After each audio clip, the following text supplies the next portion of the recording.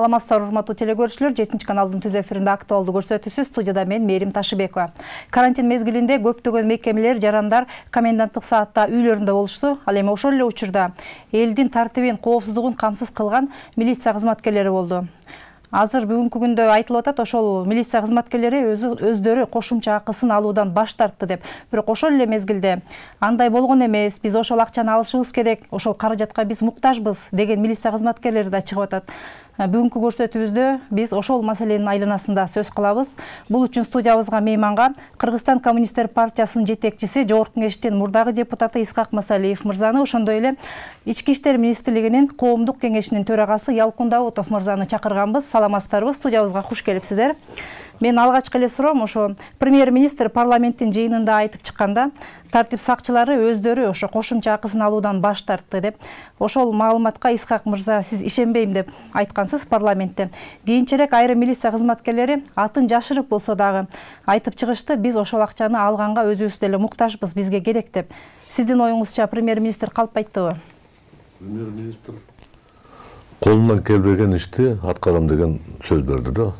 Демек бул жалган сөз болду да. Байыркы сөз бар. Эгерде өзүңдүн куралдуу күчтөрдү камсыз кыла албасаң, сен душмандын куралдуу күчүн күчөткөндүң деген маани бар. Бул өтө чоң кылмышка барабар кадам деп эсептеш керек.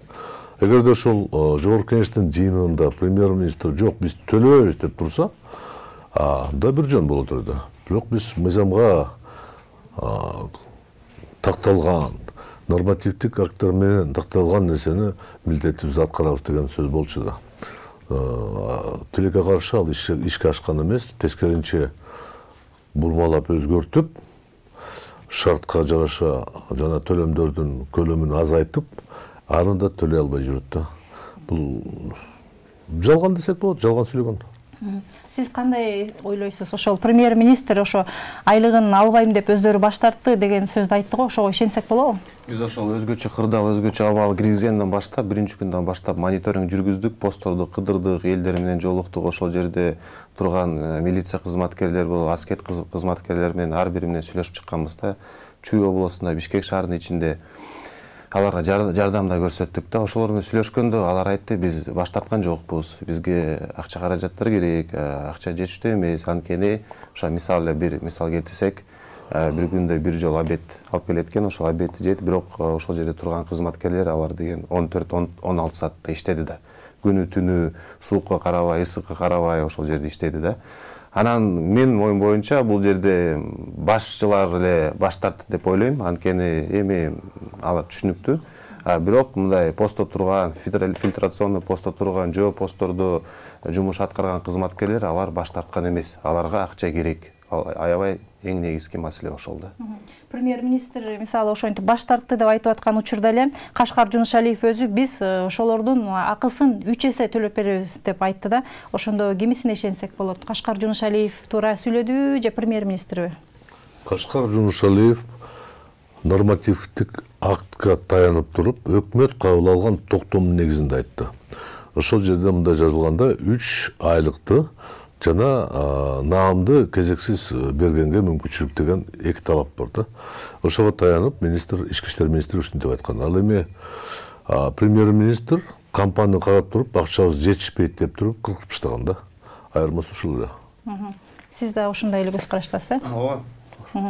Мына финансы министрлигинен биздин кабарчыларыбыз жакында эле интервью алганга аракет кылды телефон аркылуу. Алар болсо айтып атат, бизге азырынча каражат бөлүнө элек деп. Биздин кабарчыбыз ушул маселе боюнча материал даярдады эле, азыр ошону көрүп алып, андан соң талкуубузду улантсак.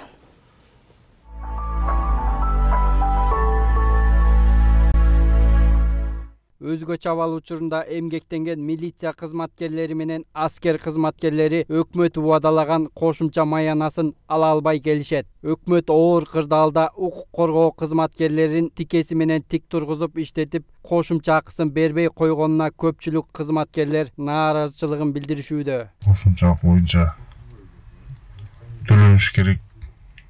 Биз башта үйдү көргөн жокпуз да. Үйдү көргөн жокпуз.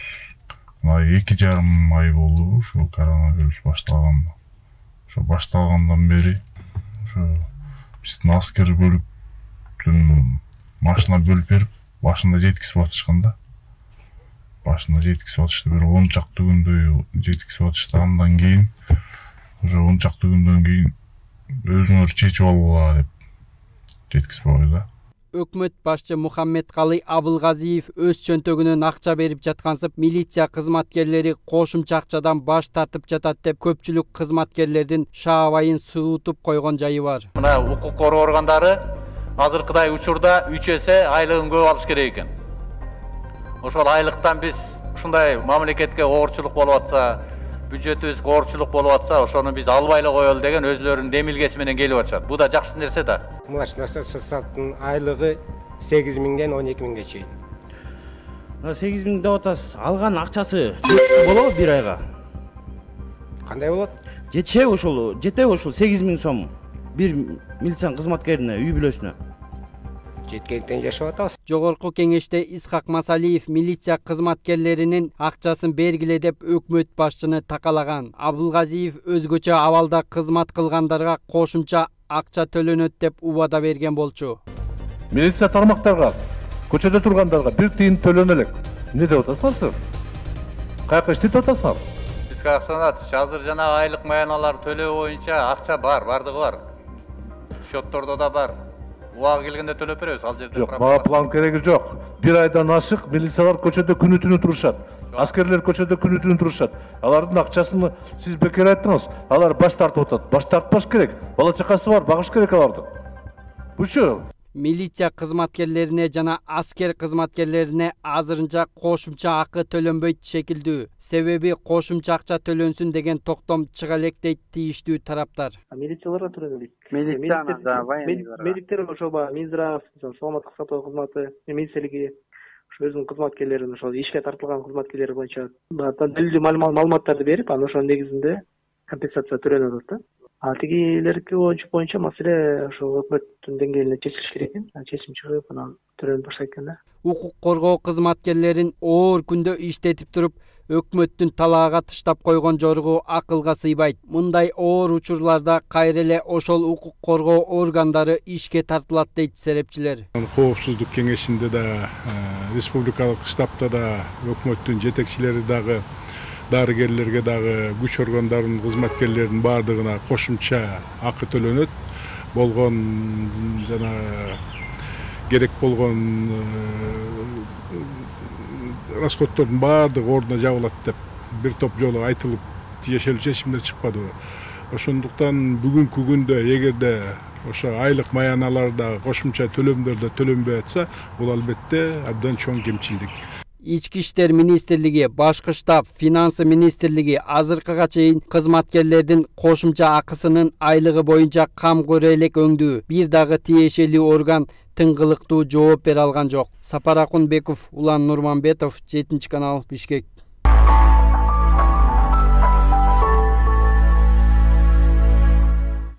Мына өзүңүздөр көрүп болгондой, финансы министрлиги дагы каражат азырынча бөлүнө элек, карала элек деп айтты. Сиздер мисалы Ички иштер министрлигинин коомдук кеңеши бул маселе боюнча кандайдыр бир аракеттерди көрүп, тиешелүү органдарга кайрылып жатасыздарбы? Ооба, биз ошол маалыматты уккандан кийин биринчиден мен Facebook баракчамда өзүмдүн постумду жаздым.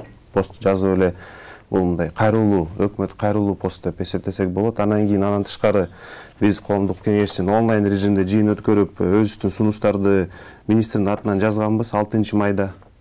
Анан 14 майда жоону алдык да, анткени министрдин ичинде, ички иштер министринин ичинде атайын комиссия түзүлүп, ошол акча каражаттарды эсептеп, кимдер көчөдө турду, кимдер посттордо турду, кимдер кабинеттерде иштеди, ошолорду бөлүп, мындай маалыматтарды кечээки маалымат боюнча финанс министрликке берилиптир. Берилип, эсептеп, бүт баарыны эсептеп чыгыптыр да, мыйзам чегинде берилиптир, бирок бүгүнкү күнгө мына жоону ал элек алар дагы ал элек да. Ошол үчүн мен ойлойм, бул биздин жалпы коомдук кеңештин бул позициясы ар бир кызматкерлерге постто турабы, же посттордо турабы, же ошол кабинеттерде иштеген болобу да, аларга төлөнүш керек. Төлөнүш керек, анткени 2000-жылы өкмөт токтому бекитилген. Бул алар туура эле айтып атат кызматкерлер. Алар деген күнү-түнү иштеди, үйүнө барган жок. Мына статистикага таянсак, биринчи орунда ак халатчандар турат, коронавирус жуктурган. Экинчи орунда ошол ички иштер министринин кызматкерлери турбайбы? статистика боюнча абдан жаман көрүнүштө. Алар ошол жерде тосуп турду да, иштеди да, көп жумуштарды жасады да. Ошол үчүн мен ойлойм, мен азыр кайрадан ошол эфир менен колдонуп, пайдаланып, мен кайрылат элем өкмөткө, каржы министрлиgiге төлөп бериңиздер, суранам депчи. Негизи ошол маалда канча милиция кызматкери сыртта иштеди, канча иште иштеди, сизде барбы? Бизде мындай саналуу маалымат жок, бирок мен билем, мисалы биз коомдук кеңештин мүчөлөрү ошол кезде 400-дөн 500 кызматкер менен сүйлөшүп чыкканбыз. Ар бири менен сүйлөшүп чыкканбыз. Мисалы шаардын ичинде жалаң эркек балдар эмес, аялдар, эжелер да турган. Академия МВДде иштеген, башкы штабта иштеген, мисалы ошол эле финанс хозяйство управление иштеген кызматкерлер, борбордук аппараттын кызматкерлери алар пеший постко чыккан бүт баары. Бул жерде жалаң эле мисалы патрульный служба милиция эмес, бүт милициялар бүт баары иштеди. Кээ-бир кызматкерлер пеший постко чыкты, кээ-бир фильтрационный посттордо турду, шаарларды кыдырды, региондордо да ушундайчы. Бул жерде бүт ички иштер министрлиги бүт баары жапа тырмак болуп иштеди. Өзгөчө абал кырдаалдачы. Ошол үчүн биз ойлойбуз, алар эсептеди, карады, берди уже тизмелердичи. Ошол тизмелерди төлөп берсе жакшы болмок да. Төлөп берсе жакшы болмок. Мына биз ошол ички иштер министрлиги менен байланыштык, ошол көрсөтүү даярдалып жаткан учурда, бирок алар албетте ошо айлык акыбызды төлөп бериш керек дейт, бирок биз бул жөнүндө ачык айта албайбыз. Эгерде биз бул жөнүндө ачык айтып чыксак, анда биз жек көрүнчү болуп калабыз. Ошол бизди абдан жаман көрүшөт деп айтты да. Демек ачык айта албай атыптыр. Урматтуу теле көрүүчүлөр, эгерде сиздердин араңыздарда милиция кызматкерлери бар болсо, ушул көрсөтүү боюнча сиздердин пикириңиздер бар болсо, 0312 59 25 04 номерине байланышып, өзүңүздөрдүн пикириңиздерди билдирсеңиздер болот. Ошондой эле бизде WhatsApp номерибиз иштеп жатат, 0706 49 18 98. Ушуга дагы өзүңүздөрдүн билдирүүңүздөрдү жөнөтсөңүздөр болот. Биз болсо сиздердин билдирүүңүздөрдү ошол түз эфирден окуп беребиз, ошондой эле тиешелүү тармактарга жеткирүүгө аракет кылабыз, бирок жашыруун купуялык сакталат. Ошо мисалы Исхак мырза, сиз дагы айтып кетсеңиз, ошо миңдеген кызматкерлер иштеди, айрымдары сыртта, айрымдары офисте, кеңседе иштеди деп атышат да. Ошондо мындай акысы айырма болуш керекпи? Сыртта иштеген менен ичте иштеген же баарына бирдей акы төлөнүш керекпи? Жок, эч качан эмгек акысы баары бирдей болбойт. Бизде коомдо милиция кызматкерлерге айрыкча анча-мынча сын пикирлер бар. Бирок ачык айтыш керек, ал жерде бирөөнүн канын ичкен адамдар деле бар. Бирок көчөлөрдө тартип сактаган, посттордо күнү-түнү тургандар, булар таптакыр башка да. Анан мына министр айтып берген, 8 миңден баштап айлык башталат. Эми ойлоп көрсөңүздөр, үй бүлөлүү кишиге 8 миң эмнеге жетет? Анан тышкары күнү-түнү иштегенде, жок дегенде эмгек кодекстин негизинде айлык көбөйтүш керек да. 24 саат иштесе, 12 саат иштесе сөзсүз төлөш керек. Ошондуктан биз ал жерде сөзсүз бөлүш керек. Мен кабарым боюнча милиция жетекчилери ар бир офицер болобу, кызматкер болобу, алардын кайсы тармакта иштеген, кандай эмгекти аткарган деп баалап туруп, расчетторуна эче эле берген болчу. Ошондой эле аскер кызматтарга тийиштүү. Анан эмнегедир өкмөт шылтоолоп туруп мен төлөбөйм деген, бул ачык айтканда башкы прокурор кылмыш ишти козгош керек азыр. Милдетин аткарбаган үчүн, мыйзамда такталып жазылган нерсени аткарбаган үчүн кылмыш иш козгоп туруп жоопкерчиликке каржы министрди, өкмөт башчысын тартыш керек. Башка жол жок. Бул мындай сөз бар да, канчалык мыйзам оор болсо деле аны аткарыш керек. Жок дегенде жөнөкөй жол бар. Мен ойлоп атам, эгерде бизде бүгүн акчабыз жок болсо түшүнсө болот. Бирок ошол кызматкерлерге, аскер кызматкерлерге, милиция кызматкерлерге, врачтарга тийиштүү акчаларды эсептеп туруп, өкмөт алардын алдына карыз болуп калса, кийин ай сайын азаздан кошуп берсе, ал деле бир жол бар да, агачы. Бирок бүгүн ошо өзгөчө акыбалда болгон төлөмдөрдү тактап ар бирөөнү коюп бериш керек. Мына биз сага 100 000 сом карызыбыз бар. Биз сага ай сайын 10 000 сомдон, 7 000 сомдон кошобуз дегенде, анда бир аз бюджетке жеңилирээк болмок деп. Жок дегенде ушул багытта иштеп көрсө болот эле. Ал болбойт атат андай. Калп эле сүйлөп атат, төлөп беребиз деп, анан өзгөртүп коет. Эми каржы министрлик милдетин аткаргандын ордуна токтомду өзгөртөбүз деп сунуштап, бир айдын ичинде өзгөчө кырдаал акыбалында 3 айлык эмес, 2 айлыкка түшүрүп алыптыр. Аны баары макулдукту берди, ал туура эмес.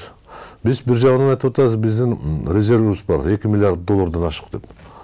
Эми азыр иштетпесе кайсы мезгилде иштетебиз аны? же башка себеп бар, же бул катты болушу мүмкүн да, ал акча жок болушу мүмкүн. Эгерде болсо 2 миллиард доллар деген бул 140 миллиард сом. Көп акча эмес. Бирок кайсы бир курч оор маселени чечкенге мүмкүнчүлүк бар да. Мына азыркы ситуация көргөзүп атат, укук коргоо органдарынын кызматкерлери өзлөрү ошо укугун коргоого муктаж, өзлөрүнүн укугун өздөрү коргой албай атканы. Демек, андай учурда алардын укугун ким коргош керек? Анан премьер-министрдин ишин жана финанс министринин ишин прокуратурага бериш керек деп атпайсызбы? Ушул сөзгө кошуласызбы?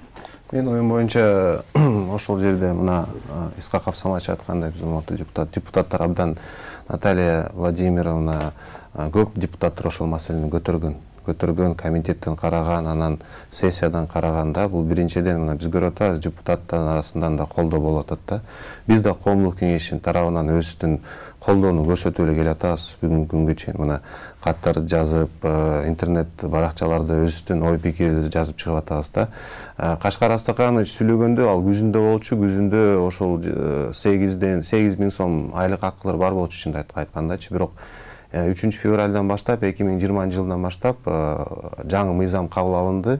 Закон прохождения службы правоохранительных органов, ошол жумуш топтун мүчөсү катары мен билем 40% айлык акылар көтөрүлгөн. Бүгүнкү күнгө эң аз бул 14-16 миң сом да. 2 ай көтөрүлдү да. Мисалы, Бишкек шаарында жаңы патрулдук кызмат ачылган, өзүңөр белгилүү болгондой, ал жерде эң аз айлык акы 22 миң сом болуп атат, 28 миң сомго чейин алып атат. А начальничий состав, офицерский состав андан да көп алат да. Борбордук аппараттан биз изилдөө жүргүздүк да, 40-50 миң сомго чейин бар экен айлык акылары. Ошол жаңы мыйзам күчкө киргенден кийин. Бул эмнени көрсөтөт да, азыркы күндө акырын жылыштар бар.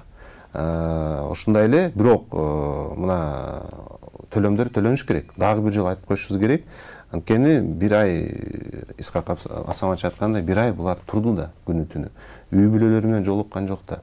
Бир эле мисал айтайын, ошол Бишкек шаарында күнүгө биз тамак аштарды ташып, сууларды берип, волонтерство жумуш жасадык да, коомдук кеңеш. Көп жардам бердик, ачык эле айткандачы. Ар бир кызматкер менен сүйлөшкөндө ошолор айтты, биз бир жумалап болду, үйгө барбай жатабыз, коркуп атабыз. Жукпасын депчи. Балдарына жукпасын, туугандарына жукпасын деп биз коркуп атабыз, биз барган жокпуз деп айтып атпайбы. Анан бирок туруп берди, иштеди, так иштеди, коомчулук арасынан, элдин арасынан ошол именно ошол бир айдын ичинде абдан жакшы мындай ой пикирлер болду. Чындыкты айтышыбыз керек, ал факт. Бирок азыр баягы манипуляционный оюндар болуп атат, аларды токтотуп, жапатырмак ошол өкмөт жогорку кеңеш болуп колдоо көрсөтүп төлөп берсек абдан жакшы болмок да. Алардын укугун ким коргош керек мисалы? Ал өзлөрү болсо айтып чыккандан да коркушат экен. Биз коомдук кеңеш коргоого даярбыз. Биз күнүгө ошол бизге кайрылат бүт региондордон. Бирок бул мындай айткандай жетиштүү эмес да. Мисалы, депутаттар жакшы колдоо көрсөтсө, жакшы мындай туура мыйзамдарды чыгарып, анан ошол трибунадан айтып чыкса жакшы болмок да. Ошондой чыгып атат, мына Исхак Абсаматович айтып чыкпады. Ошол үчүн бул жерде жалпы коомчулуктун колдоосу болуш керек да, менин оюм боюнча. Ошо мына баш тартты деген сөз айтылды. Демек, менимче премьер-министр деле бир нерсеге таянып айтты болуш керек да. Демек, алардын мисалы жөнөкөй катардагы кызматкерлер баш тартпаса да балким жетекчилик баш тарткандыр, кандай дейсиз? Мен аны айтканмын. Мүмкүн ошол башчылары, мүмкүн Исхак Абсаматович айткандай кээ бир генералдар да, бизде бар да, алар мүмкүн баш тартты, бирок көчөтө тургандар, посттордо тургандар, коопсуздук сактагандарга төлөп бериш керек. Баш тарткандарга төлөп эле койсун, башчыларгачы, калгандары төлөп бериш керек да. Мына ошол милиция кызматкерлери оорунун очогунда жүрүштү, бирок ошол эле учурда коргонуучу каражаттар дагы толук камсыздалган жок экенин биз көрүп аттык. Ошондо мына көп эле айрымдары жада калса ооруну жугузуп алган учурлар да болду да. Сизде ушундай маалымат барбы? Канча адам оору жугузган, канчасы камсыз болгон эмес дегендей? Тилекке каршы андай маалымат жок, бирок ошол республикалык штабдын маалыматына таянсак, ички иштер органдарда иштеген кызматкерлер экинчи орунда турат. Биринчи Ак Калачандар, андан кийин ошол органда иштеген кызматкерлер да. Мындай цифрларда маалымат жок. Ошол милиция кызматкерлери ушундай коргонуу каражаттары менен камсыздалбаганы сиз кандай комментарий бересиз? Бул эгерде өкмөт бийлик өзүнүн милдетини жарандын алдында аткарбаса, бул бийлик керекпи, керек эмеспи деген суроо болот да. Эгерде жарандарыбыз светке убагында төлөбөсө, светти өчүрүп таштайт. Эгерде биз безопасный город деп туруп машина менен жанагы сплошной полосаны өтүп алсак, бизге эртеси күнү бактылуу кат келет. Штраф төлөйбүз. Аны эч ким соттошпойт, бакырбай унчукпай төлөп беребиз. Демек, ар бир жаран өзү милдетин өкмөттүн алдында аткарганга милдеттүү болуп атат. Аткарбаса жоопко тартылат. Ал эми өкмөт жарандардын алдында милдетин аткарбаса анда жоопкерчилик жок болуп атат. Мына сиз айтып атасыз да, туура мен жогорку кеңеш жыйынында айтканмын. Бирок тогот да койгон жок да. Калп деле ышкыртып атпайбы? Баары төлөнөт, баары чечилет. Баштап чыкты дейт. Мына бирок ага себеп берди. Мына сиз интервью көрсөттүңөр. Милиция кызматкери тескери бурулуп туруп сүйлөп атат. Себеби коркот. Мен бирөөдөн сурадым. Ал мага кайрылып атпайбы? WhatsApp'тан сиз дагы көтөрүп коюңуз маселени. Мен эми депутат эмесмин дедим. Сен эмне коркосуң десем, ачык айтты, корком дейт да. Себеби мына бизде Ленин район Бишкек шаарындагы начальник бир-эки талап койду эле, масканы алып келгиле, тигини алып келгиле десе, бир кыска мөөнөттө кызматсыз калды да. Ал эми начальникти кызматтан айдагандан кийин жөнөкөй катардагы кызматкерди айдаш оңой да. Ошондуктан эң өкүнө турган ушу биздин менен чогуу мен деле милиция кызматта иштегем да. Ошондуктан корккон деген чатак болуп атат да, бул жакшы эмес, жакшынын белгиси эмес. Эгерде милиция кызматкери коркуп атса, бул өтө чоң жоготуу эстесиз. Мен эсимде бар, Израиль мамлекетте бир жылы полициялар баары митингге чыккан. Алар эмне талап кылган? Биздин айлыгыбызды инфляцияга байланыштыргыла дейт. Демек, инфляция 3% болсо, 3% жыл сайын көбөйтөсүңөр деп. Ойлосоңор, инфляцияга биз аны айтпай атабыз. Биз мыйзамда жазылган нерсени төлөп берчи анан деп сурап атабыз. Болгону ошол эле. Анда төлөй албайт. Демек, бул өкмөт, бийлик өкмөттүн түрүндө өзүнүн милдетин аткарбагандыктын ачык билинип турат да. Мына ошол карантин маалында милиция кызматкерлеринин орду дагы билинди, баркы дагы билинди да, тартипти камсыз кылуу деген чындыгында эле оңой эмес да, аларсыз. Бирок ошол эле учурда айрымдар айтып атты, кандайдыр бир сын пикирлердичи, бизде ушундай туура эмес мамиле кылды, мындай кылды, тигиндей кылды деп. Эми алардын сапатын жогорулатуу талабы азыр курч турат экен да. Ошондо эмне жетишпей атат алардын оңолуусуна? Биз дайыма айтып атабыз да, ошол мындай айткандай вежливое общение, да, сулуу мамиле. Анан бул жерде мен ойлойм, бул эң негизги бул философиянын психология өзгөрүш керек да. Сөзсүз биз мына өзүңөр белгилүү болгондой социальный сервисный служба деп патрульный милицияны шаардын ичине киргиздик. Эң негизги талап, президент талабыбыз бул ошол сулуу мамиле, жакшы мындай мамиле да, элге жардам берүү максатында түзүлгөн да. Ошону бүт кызматтарга тараш керек да. Бүт кызматтар ошону кабыл алып, туура кабыл алып, эл менен элге жардам берүү максатында иштеш керек да. Бизде телефон чалып бар экен, угуп койбосок мобилдик телефондон чалып бирдеги түгөнүп калышпайбы? Урматтуу телегөрүүчү, угуп жатабыз сизди. Алло. Саламатсызбы? Саламатсызбы. Мен ушу максатыбка айтасыңар сөздөрүм бар, бир суроо бар. Айтыңыз. Алло. Угуп атабыз, айта бериңиз, сиз түз эфирдесиз. Бу Масалиевде иштеген жигит жок эле, бүгүн негедир арыз өзүн жазып кеткенмен түшүнбөйм. Ошол жигиба депутаттын бир 20 адамдын ордуна татыктуу жигиттер да бул кишичи. Эмнеге айта берди бул кишини мен билбейм. Масалиевде. Эмнеге бул өзү кетем деди. Ошол кишилер алып барат Кыргызстан жакшы жакка. Рахмат агай, сизде милиция кызматкерлеринин кошумча акысы тууралуу маалыматыңыз, сурооңуз барбы? Милициялар десе аларга сөздөр, алардын бир немесинден айтып койбосуңар ушу. Бир калымды укугун бийлик кылып, өз билген бете калмак барады, эртең сейгөч кой берип алат. Милициялардын укугун көтөрүп койгон бияк болот да. Көчөгө каапта бир катындар чыгып отуралар, башым ауырып, көчөгө чыгыштым, өтө чыгарды. Рахмат. Сиздин пикириңиз түшүнүктүү болду. Жана эмне кеттиң, сени кетирип салыштыбы деп сурап атышпайбы? Бизден тема эмес, бирок жооп берип коюңуз. Суроо деле эмес, тилегин айтты, каалоосун айтты. Мен эми кеткенимде себептерин толук айтып бердим. Мына бүгүн талкуулап аткан маселе боюнча, эгерде өкмөт депутаттын сунушун тоготпой койсо, карабай койсо, калп сүйлөсө, эгерде төрагабыз ага кошоматчы болуп туруп алса, анда ал жерде отурган кажети жок деген мааниде айттым да. чын айтканда ичимде бир ой пикир болгон. Балким мени туурап өкмөттүн айрым жетекчилери бизде кызмат тапшырабыз деп койсо жаңылык болушу мүмкүн деп. Бирок андай болбойт. Алданбаш керек. Мен өзүм жеке чечим кабыл алдым. 6 ай калганда мандатты тапшырып, кандай болсо деле ой пикиримди бар бир партиянын жетекчиси болгондуктан мен айта берем да. Ал эми парламентке мүчө болуп, мамлекеттен айлык алган ушул оор акыбалда мен бир аз жакшы эмес деп атам да. Ошондуктан бул жеке менин өзүм чечимим, бул эч кандай саясат бул жерде жок, эч кимдин чакырыктары жок. Ал эми сын пикирлеримди мен өзгөрткөн жокмун. Ошондой эле сын пикирди азыркы өкмөт өзүнүн милдетин аткара албайт. Азыркы парламенттин жетекчилик өзүнүн милдетин аткара албайт. Ошол себептен коомчулукта кыжыры кайнап элде наразычылык күчөп баратат. Күздө эмнеге жаралып кетет, мен аны айта албайм. Рахмат. Жана ошол эле телефон чалган мырза айтып кетти го, укугун жогорулатыш керек, милиция кызматкерлердин да күчтүүрөөк полномочия бериш керек деп. Ошого сиздин пикириңиз кандай? Мен толук кандуу колдойм да. Кандай укуктарды бериш керек? Мисалы, биз көрүп атпайбызбы? Любой бир кандай бир чатак болуп кетет, же түшүнүксүз болуп кетет, сөгө берет да. Кол көтөргөнгө чейин барып атпайбы? Анан кийин бул да эметели десе, мындай мыйзам чегинде чара көрөйүн десе, алар прокуратура жазып атпана. Прокуратура ошол байкуш кызматкерлери текшерип атат да. Мындай айткандай бул жерде аябай көп мындай нюанстар бар да. Бирок аша чапкандык да болбойт да.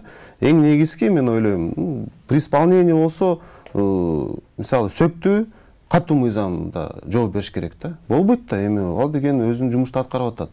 Ошол үчүн мен толук колдойм. Биз да бул маселени көтөргөнбүз 3 жыл мурун. Ошол өзгөртүүлөрдү киргизип, закон, мындай айткандай, закон об органах внутренних дел 94-жылдан баштап өзгөртүлөт да.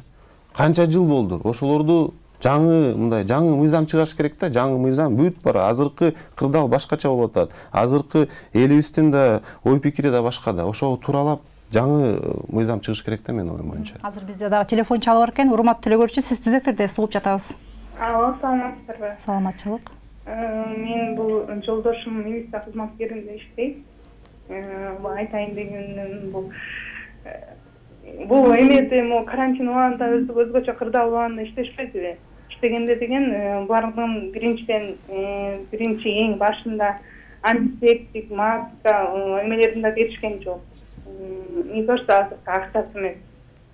Башындачы, андан кийин аэропортко да тозуп алганы барып атышты. Москвадан, Турциядан келатканда аларга дагы защитный форманы өздөрү сатып алып атышты башында. Андан кийинкисинде анан берип башташты окшойт. Бирок башында ошондой болуп, берип аткан тамактарын мен как аял катары көрүп аттым сүрөттөрүнөн. Такыр мындай биттен эле көрүнүп турат, даамы жок, эси деле аз, короче, мындай даамы жок берилип атты да, тамак ашы дагычы. Анан эми азыр акча берилбейт, эки зарплата или как-то эки оклад берилбей жатат. Ошону берип эле коюшса болмок. Рахмат. Мына өзлөрү айтып атат да, ошо өзлөрү сатып алууга мажбур болуп атты жана коргонуучу каражаттарды деп. Ушул туурабы, жана бул боюнча чара көрүш керек деп ойлойсузбу? Биринчи, экинчи күн ошол кыдырып чыктык да. Маскаларды тараттык. Маска таратсак, байкуштарда кээ бир кызматкерлерде маскалар жок, антисептиктер жок. Чын болгон биринчи жумадачы, анан биз дароо эле кат жаздык да. Кат жазып кайрылдык. Кайрылгандан кийин, бир жумадан кийин бул маселе чечиле баштады. Обедтерди уюштуруп, анан маскаларды берип, бир күндө мисалы постто 5 киши турса, ар бирине 5тен маска, 3тен маска да берип баштады. Ал маселе чечилген. Биринчи жума ошондой бир кыйынчылыктар болду, чындыкты айтышыбыз керек да. Анан чечилип, бүт баары берилди. Бирок бул жерде да айтып кетишибиз керек, өзүңөр белгилүү болгондой, Кыргызстан боюнча волонтерлор элибиз жардам берди да, ошол жерде тургандаргачы. Ар бири кетип баратып эле токтоп, тамак аш болобу, суу болобу, маска болобу, бүт эл көтөрүп кетти да, эл абдан жакшы жардам берди. Бул мен ойлойм, бул жерде аябай биз бир ынтымакты көрсөттүк да. Анткени биз эметкен бөлгөн жокпуз да. Баарыбыз жапатырмак болуп, тамак аштарды канча постторго таратып жүрдү. Жөнөкөй волонтерлор таратып жүрдү да. Буну да белгилеп кетиш керек да, бул аябай чоң нерсе. Ошо өзлөрү сатып алды деп атпайбы? Ошолорду мисалы билет да ким канча сатып алганын, ошолорду калыбына келтирип бериш керекпи эми? Мисалы коргонуучу каражаттары. Бул акыбал бизде биринчи жолу болуп атат. Дүйнөдө биринчи болуп атат ушундай. Ошондуктан биринчи күндөрү башаламандыктан мындай туура кабыл алыш керек болгондо, чын эле өкмөт бизге бир маалымат берип, турмушта башкача болгон ал көрүнүп турганда, жана бет каптар жетпей, элементардуу бет каптар жеткен эмес, костюмду айтпай эле коелу. Биз кинодо гана көрдүк, жана Америкада же Кытайда космонавтка окшоп кийингендерди, ал биз кийинчерээк алганбызданчы. Ошондуктан башында ушул жетишпестик деп айтсак болот да. Кийин бир аз ордуна келди. Бирок мына ялкын деле өтөт. Мен байкадым, шаарда 100ге жакын блокпосттор коюлганда, ушул блокпосттун жанындагы адамдар 5-6 күн баккан солдаттарды. 5-6 күндөн кийин токтойт экен да. Башында балдар, себеби ал өзүбүздүн балдарды карадык да. Анан өкмөт өзүнүн милдетин аткарбагандан кийин мен билбейм, бул өтө чоң коркунуч. Мамлекет барбы жокпу? Өкмөт керекпи, керек эмеспи, кайталап коюн дагы. Анан мына бизде генералдардын клубу бар, бизге 20-дан ашык генералдарыбыз бар. Милициянын генералдары, полковниктер бар, ветерандар бар. Алар деле бир аз үнүн чыгарып коюп, кичине бир мейли кызматта турган адам айта албаса, каршы аракеттер жасаса кызматтан бошотуш мүмкүн. Ал эми пенсионерлерди чыгып туруп бир аз айтып койсо жакшы болмок эле да. Бизде телефон чалып бар экен, урматтуу телекөрүүчү, угуп жатабыз. Алло, саламатсызбы? Мен Чүй Токмок шаарынан чалып атам, атым Наргиза. Суроо берет элем. Жолдошум өзү милиционер. Карантин убагында 1 ай бою күнү түн иштеп жүргөн. 3 оклад акча төлөнөт деген сөздөр телевизордон да укканбыз.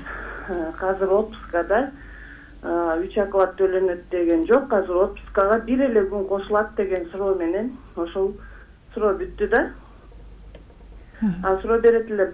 Ушу милицияларга жардам, питаниясынан, ушу акча жагынан эмелер жокпу депчи. Рахмат. Мына ушундай окуялар абдан көп болуш керек биздин Кыргызстанда тилекке каршы. Кандай жардам берсек болот мына ушундай учурда? Бул жерде сөзсүз ар бир ошондой өзгөчө кырдаал болуп, өзгөчө абал болгондо ар бир кызматкерлерге обед бериш керек. Анан бүт бекип каттар болобу, антисептиктер менен бул толук кандуу обеспечение болуш керек да негизичи. 3 айдан бери айлык ала элекмин деп атпай, айлык ала элекин, анан отпускага бир тыйын жок чыгарып коюшту. Мына ушундай маселелер боюнча биз жазганбыз, анан кийин ошол финансовый хозяйственный управление бар МВДде, бүт баары ошолор эсептеп чыгарат да. Эми аларды мисалы бул ички иштер министрлигинен кеткен эмес, ачык эле айткандачы. Бул жерде алар бүт эсептеп баарыны берди. Алар деген республиканский бюджеттен аларга которот. Анан кийин алар таратат да бүт региондоргочу. Бүгүнкү күнгө чейин бул маселе чечилет да. Эми алар да күтүп атат. Алар да сүйлөй албайт, айта албайт. Исхак Абсамович туп-туура айтып атат. Жумуштан эми ар кандай кысымдар болушу мүмкүн да. Бирок алар мен билген маалыматты кечээ ошол так маалымат алынды. Бүт комиссия иштеп өзүнүн сунуштарды берди. Бир эле сөз бул каржы министрликтен финансирование ачылса эле бүттү да. Башка маселе жок. Биздин WhatsApp номерибизге дагы телекөрүүчүдөн суроо келиптир. Менин суроом Ялкун мырзага, бирок менин номеримдин акыркы бөлүктөрүн дагы айтпай эле койсоңуз сураныч дептир. Милициялар жана аскер кызматкерлери кошумча акча төлөп бергиле деп айтып чыкса эле, Ички иштер министрлигинин өздүк коопсуздук кызматы кызматкерлердин ачык айтып жатканы боюнча кызматтык иликтөө кылганы кандай, ушул туурабы дейт да? Туура эмес да. Бул кандайдыр? Бул туура эмес да. Ички иликтөө кызматы негизи ал кызматкерлерге жардам бериш керек максатына түзүлгөндө. Алар ошол туура жолго салып, ошол коррупция менен күрөшүш керек да. Мындай айткан сөздөр үчүн кысым көрсөтсө мен туура эмес. Биз ойлойбуз, бул маалыматтар боюнча биз сөзсүз министрликке кайрылабыз. Ички иликтөө кызматы ушундай. Эми биз ал факторлор боюнча билесиңер, Жалал Абадта болгондо ал бирөө тартып алып бир кызматкер эметип, ал биз боюнча кайрылганбыз, биз суранганбыз да, андай болбойт. Эми негизи бул жерде баарыбыз жапатырмак, эми бул чындык да. Эми чындыктан качпашыбыз керек да. Төлөп бериш керек, бул иштеди да. Ошол үчүн мен ойлойм бул маселени биз көзөмөлгө алып, коомдук кеңештин өзүбүздүн сунуш пикирлерди айтабыз да. Мына биздин каналдын кабарчылары дагы ошентип бетин көргөзбөй туруп, үнүн өзгөртүп интервью алганбыз. Себеби ал өзү айтты да, биздин купуялыгыбызды сактап бергиле сураныч деп. Ошентип айтып аткандан кийин биз аларга убада берип туруп телевизорго чыгарсак, андан кийин дароо ошо органдардан бизге суроо келди да. Ал ким эле? Бизге дарегин бергиле, телефон номерин бергиле, кайсы кызматкер силерге ошондой сөздөрдү айтты депчи. Биз болсо айта албайбыз дедик. Негизи ушундай көрүнүштөр көп эле болот да. туурабы ошол мисалы ачык айтып чыкпаш керек? Жок, ал туура эмес. Эми мурункудан баштап баягы иерархия деген сөз бар. Кызматкерлер эч ким ачык айта албайт да, баягы көнүп калганбыз да. Бирок эми биз демократик мамлекет жашагандан кийин биз сөзсүз өзүбүздүн укугубузду коргошубуз керек да, менин оюм боюнча. Азыр бизде телефон чалып бар экен. Саламатсызбы? Угуп жатабыз. Саламатсыздарбы? Саламатсызбы? Саламатсыздарбы. Сиздерге мындай суроо да. Ушул азыр жана айлыкты милиция албай атат деген вопрос болуп атат да. Ушуну мен теле берүүчүгө, анан кийин Исхак Исмаиловичка, пожалуйста, контролго алып койсоңор, ошол жазылган мыйзамды аткарбайм деп, миңдин кичирейткиле сумманы деп берди деп айтып атасыңар. Ошонун мына Исхак Масалиевич мыйзамда сиз билесиз. Ушинтип айтууга акысы барбы? Ушул вопросту мага жооп берип, контролго алып, кийин айтып койсоңор, ушундай болуп аткан үчүн мыйзам иштебей, Кыргызстан кыйналып атат. Бүттүм, рахмат. Рахмат. Мына ушу айтып атпайбы, көзөмөлгө алып койсоңуздар деп. Сиз ушу көзөмөлгө алып. Көзөмөлдө турат ал. Мен депутат болбосом деле аны байкап турам, карап турам, мүмкүнчүлүк болгон жерде айтам. Ошол себептен мен өкмөт отчетун кабыл албайлы жалган сүйлөгөн үчүн жоопко тарталы деген сунушту бергем. Бирок ал сунуш ишке ашкан эмес. Бирок мен ишенем, убакыт келгенде ушул кызматкерлер, каржы министри, өкмөттүн башчысы убакыт келгенде жоопко тартылат албетте. Бул жерде чоң иштер бар бу жерде. Себеби мен дагы кайталап коем, өз мезгилинде аскер кызматкерлерге мамлекет ушундай өкмөт алдап кеткен болчу. Жанагы кайковой деп төлөбүз деп мыйзамда жазылган нерсени төлөбөй коюп кутулганда, ал мезгилден бери бир топ аскерлер дүйнөдөн кайтты, уже талаша турган эч ким калбады. Бирок ошондой бир тарыхыбызда бар. Кайталанып атат. Эгер ушул милиция кызматкерлери, аскер кызматкерлерине тийиштүү төлөмдөрдү төлөбөй койсо, мен айтат элем, анда биз өзүбүздүн кызматтарыбызды жоготушубуз мүмкүн да. Анан мына сиз айтып атасыз, эмнеге коркот. Жок, андай болбош керек да. Бизде генералдар полковниктерди коркутуп алды, полковниктер майорлорду коркутуп алды, майорлор сержанттарды коркутту. Бирок бизде мисалы үчүн офицердик жыйын бар. Бизде ошол жамааттын ичинде, ишкананын ичинде сөздү көтөрсө болот. Сөзсүз эле көчөгө чыгып плакат тилип андай эмес. Алдын ала ошол жерде коллективде катуу сындап айтып, бизге керектүү тийиштүү төлөмдөрдү төлөп бергиле деп талап кылса болот, анан коркпош керек да. Баарын айдай албайт. Ал жерде азыр ачык айтканда 15 000 сом айлык болсо деле майталкан кызмат эмес, баары бирдей эмес да. Мына бир аксакал айтты го, бирөө тергөө жүргүзөт, бир адамдын тагдырын чечет. Ал жерде бир аз башкачараак. Ал эми дорожно-патрульный постовой службалар, алар таптакыр башка. Күнүгө сөгүш угат, ар кандай оорукчандар менен кучакташат, мындай деп айтканда. Жана кечинде анча-мынча бомждорду жыйнап жүргөндө кандай гана оору бар. Алардыкы башкача. Алар кетип калса, анын ордуна талаша турган эч ким жок. Ошондуктан ошону эске алып туруп, менин кесиптештерим милиция кызматкерлерди бир аз анча-мынча үнүн чыгарып койсо, ашыктык болбойт да. Алар үчүн генералдар, министрлер тагдырын чечпеш керек да. Ар бирөөнүн аялы бар, ар биринин бала чакасы бар. Багыш керек аларды, курсагын тойгош керек да. Сиз дагы айтып кетсеңиз, ошо көзөмөлдөп турсаңар деп айтып атпайбы, өтүнүч келтирип деле көрүүчү. Сиз да көзөмөлдөй аласызбы ошол? Ооба, сөзсүз биз эми мындай да, биздин эң негизги максатыбыз бул ошол коомдук кеңеш мониторинг жүргүзүп, көзөмөл жүргүзүп, жакшы жагынан айтып, жаман жагынан болсо ошол сунуштарды берип ондогонгочу ошол максатына түзүлгөнбүз эң негизгичи. Ошол үчүн дагы бир жыл айтып кетишибиз керек. Мен Исхак Абсаматовичти толук кандуу колдойм, анткени көчөдө иштегендер жумушу башкача. Тергөөнүн, анан опер кызматкерлеринин жумушу абдан башка, ошол эле кадрда отургандардыкы аларкы башка да. Бул жерде бөлүш керек. Ар бири өзүнүн иштеген жумушу боюнча айлык акысы болобу, анан кошумча төлөмдөрдү алыш керек, сөзсүз. Дагы бир жолу айткым келет, айлык акылары, кошумча төлөмдөр төлөнүш керек да. Кыска мөөнөттө төлөнүп берсе абдан жакшы болмок деп. Ушундай учурда ошо Ички иштер министрлиги өзү аткарып жаткан иштер боюнча сиз кандай баа бересиз? Бул жагынан Ички иштер министрлиги ошол өзүнүн бүт баарын эсептеп, комиссия түзүлүп, мына жогун айтканбыз, комиссия түзүлүп, комиссия болсо ишти жасап, анан кийин бүт расчетторду каржы министрлиги берилген. Бул жерде мен ойлойм, аларда мындай айткандай заложниктер болот атпайбы эми. Общий республиканский бюджет Каржы министрлиги чечет. Ички иштер министрлиги финансирование ачылганда, казначейство уруксат бергенден кийин эле алар тарайт да. Ошол үчүн бул жерде алар өзүнүн жумушун аткарып берди төлөмдөр боюнча. Эми биз күтөбүз. Бюджеттен бөлүнбөйбү. Төлөмдөн башка деле да карантин маалында ошо министрликтин аткарган ишине кандай баа бересиз? Ички иштер министрлиги аракет кылды бүт кызматкерлер. Конечно, сын пикирлер болду, ар кандай бир мындай нюанстар болду, бирок ага карабастан мен ойлойм абдан жакшы өзүнүн жумушун аткарды деп ойлойм. Сиз да кандай баа бересиз ички иштер министрлигинин аткарган ишине? Негизи мындай депутаттын сөзү менен айтканда канааттандырылат деп койсо болот. Жетишпестиктер көп болгон, бирок шартка жараша жаңылык болгон үчүн, жаңы шарт болгон үчүн көп нерсе түшүнбестик болгондуктан кемчиликтер да болгон. Ады деле болуп атат. Бирок ушундай акыбалда мамлекет тайына турган күч органдар болот. Аскер органдар болот. Анан ушундай учурда биз өзгөчө мыйзам менен, токтом менен такталган талаптар ушуну аткарыш керек да. Анан алданбаш керек. Мына үчөөбүз бул жерде талкуулаганда деле эртең Бактыгүл Жээнбаевна чуркап барып счет ачып берет деген алданбаш керек. Ал болбойт андай.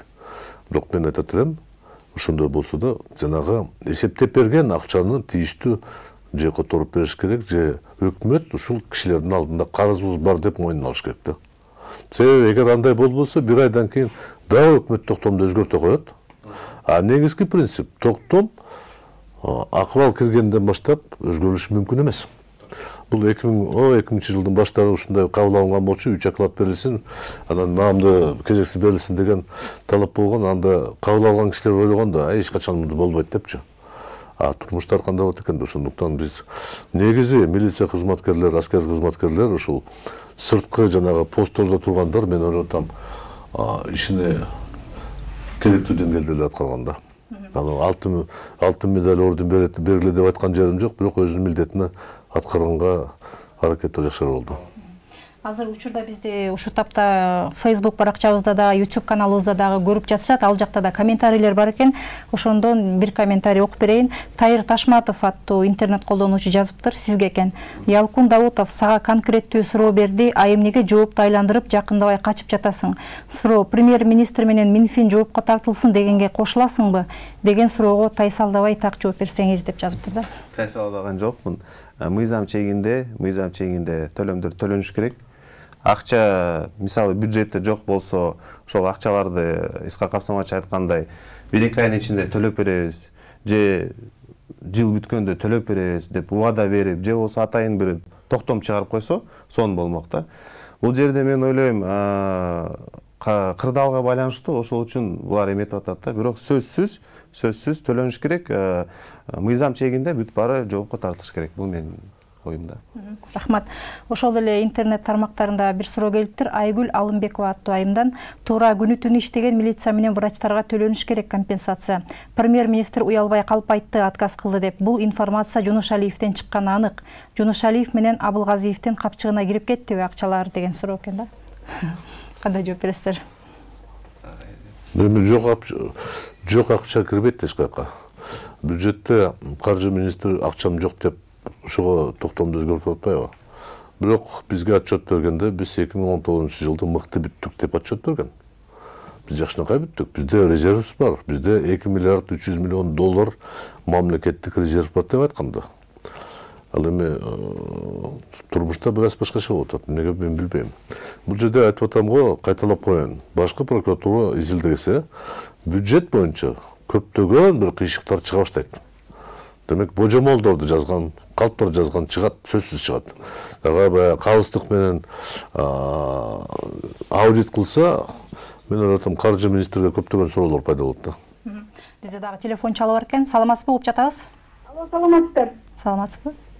Саламаттар. Мен бул ички иштер өкүлүнө бергим келип атат да. Азыр Фейсбуктан деле айтпады, эмне тайсалдап атасыз, мына четко точно жооп бербейсизби депчи. Анан чынында эле бул тайсалдап каякта болбогон нерселерди айтат да. Четко айтпайбы. Действительно көчөдө калган, Исхак Масалиев айткандай көчөдө турган жана милиция кызматкерлерине эч нерсе баягы обещание. байланыш үзүлүп калды окшойт. Кайсыны так айтпай койду деп. Ички иштер министринин өкүлү эмесмин. Ал жерде мен иштебейм. Биз коомдук кеңешпиз, өзүбүздүн жумушубузду акысыз аткарабыз. Анан бул бир. Экинчиден, мен так айттым өзүмдүн позициямды. Ошол жерде турган кызматкерлерге, фильтрационный посттор, же жүргөн посттордо жана башка кызматкерлерге сөзсүз төлөнүш керек. Бир жолу айткан жокмун, 2-3 жолу айттым. Анан Facebook барачыгында жазган урматтуу колдонуучуларга да айткым келет. Мыйзам чегинде бүт баары жоопко тартылыш керек. Бул менин позициям. Рахмат. Ошол эле Facebook баракчабызда дагы Айгүл Алымбекова аттуу айым жазыптыр. Албетте эмгеги бааланбаган киши ачуусун башкадан чыгарат да. Кошумча айлык төлөнүш керек милиция менен врачтарга деп. Ушундай суроолор абдан көп, ушундай пикирлер. Негизи эле ошол сиз эми азыр баарыбыз айтып атабыз, ушундай төлөнүш керек деп. Бул боюнча ошондо кандай дагы аракеттер көрүлүш керек деп ойлойсуздар? Бул боюнча мен ойлойм, тиги бюджеттен акча бөлүнүп төлөнүп бериш керек. Башка бул жол мисалы дагы бир жол айткыбыз. Азыр бюджетте акча жок болсо, кепилдик бериш керек да өкмөт. Биз төлөп беребиз депчи. Бүттү, төлөп беребиз. Азыр эмес, 1-2 ай ичинде, бирок төлөп беребиз деген ушундай айтса эле жетмек да. Исхак Абсамович толук кандуу мен колдойм бул жагданчы. Балким бөлүп азыр мисалы учурда муктаж болуп атышат да алар. Азыркы учурда жок дегенде айрым бир бөлүгүн төлөп берип койгонго эмне себептен болбой атат деген суроо болуп атат окшойт да. Ага мен каржы министринин өкүлү эмесмин да, ага мен жооп бере албайм эмне себептен, чын айтканда. Ошентип койгонго дагы мисалы сунуш берсеңиздер болобу силер, аларга эмне тоскоол болуп жатыптыр? Биз сунуш бергенбиз. Биз мына катта жаздык. Мына бул жерде 6-майда жазылып турат. Мы просим оплатить все необходимые платежи, задействованных во время ЧП ЧС. Бүт барын жаздык да. В связи с этим просим принять определенное решение, дать ответ. Мына жооп келиптир. Бирок айтып атпайбы, кайрадан ошол каржы министрлиги бүт бара такап атпайбы? Каржы министрликке да. Ошол үчүн биз дагы бир жолу айткым келет. Төлөнүш керек, кызматкерлер кошумча төлөмдөр, айлык акыны алыш керек да. Бул биздин коомдук кеңештин позициясы.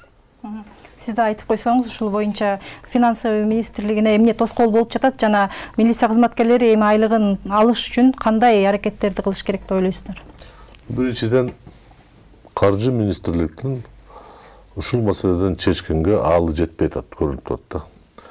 Балким кампада акчасы жоктур, балким резервде акча жоктур. Бирок аны чын айтыш керек, мен да акча таба албадым. Мен кызматымды тапшырам. Башка бирөө келип, балким башка жол табат. Себеби бүгүн өтө кыйын акыбал болуп атат. Стандарттык эмес чечимдерге барышыбыз керек. Аны табыш кыйын өтө. Көнгөн адаттан чыгыш керек да. Анан туура салык кызматы, бажы кызматы ушу 4 айдан бери планды такыр аткарбайт. Коронавируска, пандемияга байланыштуу товарда келбейт, соода саттыкта болгон эмес. 1,5 ай элибиз өз жанына мурунку эгерде запас болсо ошо менен жан багып аткан. Эми муну кантип алыш керек? Биринчиден баш тартпаш керек. 2 айлык болсо болуптур. 2 айлыкты эсептеп туруп, ар бир кызматкер билиш керек канча мамлекет ага карыз болуп атат. Экинчиден, милициянын жетекчилери талап кылыш керек. Өзүнүн үчүн эмес, өзүнүн кызматкерлери үчүн.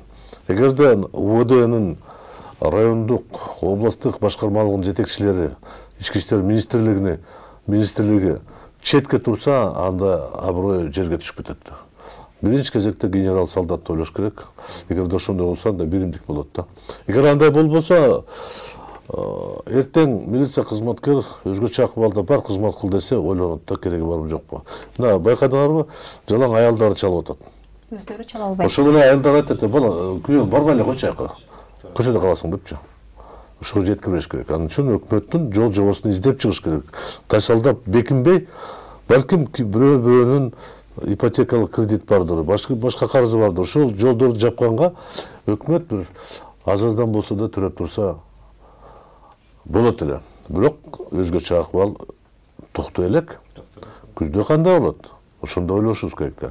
Балким азыркы төлөмдөрдү төлөп туруп, бирок жамаат менен сүйлөштүрүп кергиле мамлекеттик бюджетине караганда бир аз оорчун болуп атат деп, жанагы төлөмдү бир аз азайтып коелу, каршы болбосоңор деп, ошондо туура болот да. Биринчи төлөп туруп, анан сөз кылыш керек да.